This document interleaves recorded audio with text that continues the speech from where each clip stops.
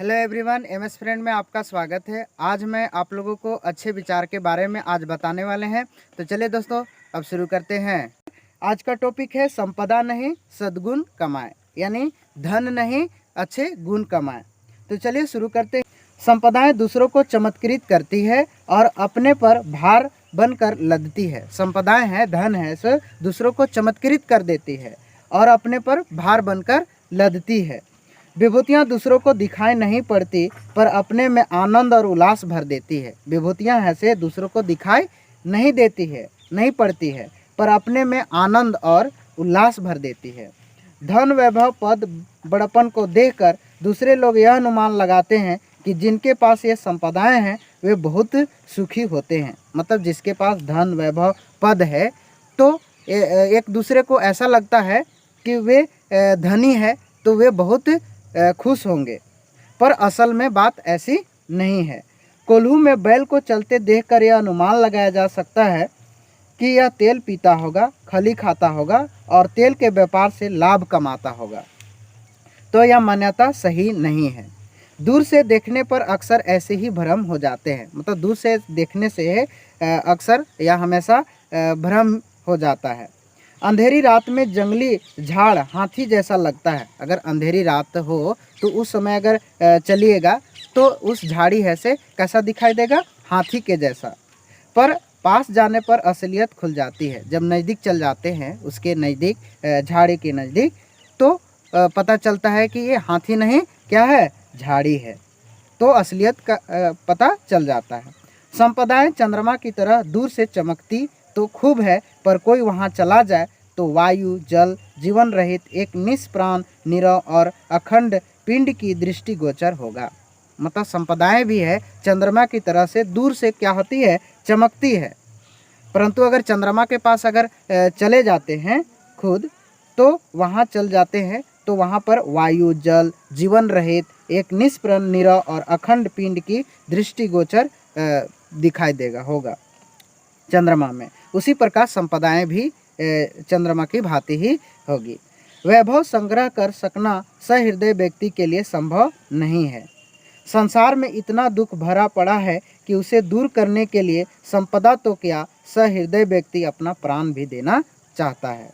जो सब ओर से आंख बंद किए रहे, अपने और अपने बेटे अमीर ही सोचते रहे। केवल उसी कठोर हृदय कंजूस के लिए अमीर बन सकना संभव है। न्यायोपार्जित आजीविका स्वल्प होती है, उसे गुजारा भर हो सकता है, संग्रह नहीं। मतलब अगर जिसके पास अगर इस तरह से अमीर वो बन जाए, ठीक है, या न्यायोपार्जित आजीविका स्वल्प हो जाए, परंतु उसके पास गुजर भर हो सकता है, लेकिन उसको जमा नहीं कर सकते हैं। संग्रहित संपदा मतलब जो जमा किए हुए धन समीपवर्तियों में ईर्ष्या, द्वेष उत्पन्न करती है। अगर जिसके पास अगर संपदा जमा हो जाए, संग्रहित किए हुए रहेंगे, तो वे नज़दीकी जो समवर्ती जो लोग होंगे उसे ईर्ष्या या द्वेष उत्पन्न करती है। ये सभी धन ठग पीछे पड़ते हैं और उनकी घात न लगे तो शत्रु बनते हैं। अगर ऐसा हो जाता है तो ईर्ष्या, द्वेष आना शुरू हो जाता है और ठग भी होती है। ठग पीछे पड़ जाते हैं और उनकी घात न लगे, अगर घात नहीं हो तो वो क्या हो जाते हैं? शत्रु बन जाते हैं, यानी दुश्मन होते हैं।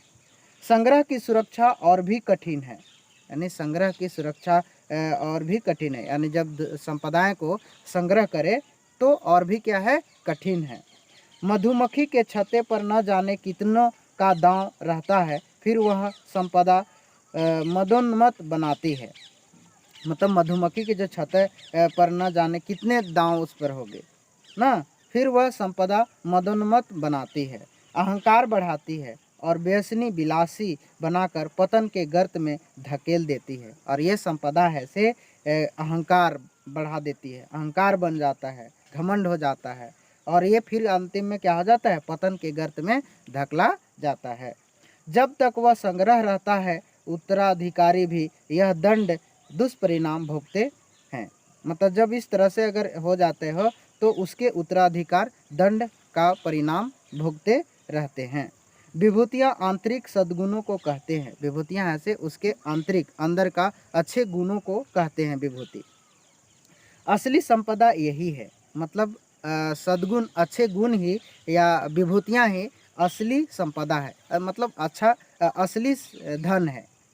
वे जहाँ भी होगी व्यक्तित्व में श्रेष्ठता का समावेश करेगी। अगर ये विभूतियाँ सबके पास या हर व्यक्ति के पास हो तो वे क्या होंगे, श्रेष्ठता भरे रहेंगे।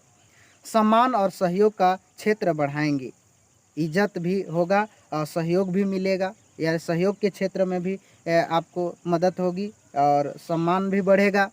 मित्रों का क्षेत्र विस्तृत होता चला जाएगा और दोस्ती का विस्तृत फैलाव हो जाएगा, यानी बहुत सारे दोस्त बन जाएंगे यानी विभूतियाँ से।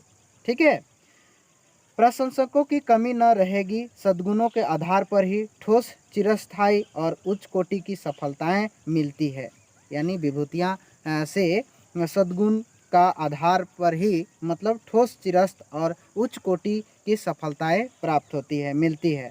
श्रमशीलता, साहस, धैर्य, लगन, संयम और अध्यवसाय के आधार पर ही इस संसार में विविध उपलब्धियां प्राप्त होती है। विविध प्रकार बहुत सारा उपलब्धि प्राप्त होगी और प्रगति का पथ प्रशस्त होता है।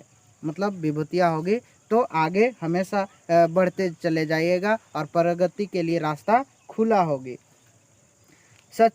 सच्चरित्रता एवं प्रामाणिकता के आधार पर ही विश्वास प्राप्त किया जाता है और विश्वासी को ही समाज में अपनाया जाता है और विश्वास से ही मतलब एक दूसरे को यानी समाज में अपनाया जाता है। तो विभूतियाँ सबसे अच्छे गुण है। तो आप लोग संपदाएं नहीं कमाएं, धन नहीं कमाएं, धन की लोभ में ज़्यादा न भटके। ये आप ऐसे विभूतियाँ या सद्गुण अच्छे गुणों को बचा कर रखें ताकि आप लोग को भी या हम लोगों को भी क्या हो, एक दूसरे से विश्वास बना रहे समाज में। और इस तरह से सद्गुण होंगे तो हर तरह से उपलब्धियां प्राप्त होगी।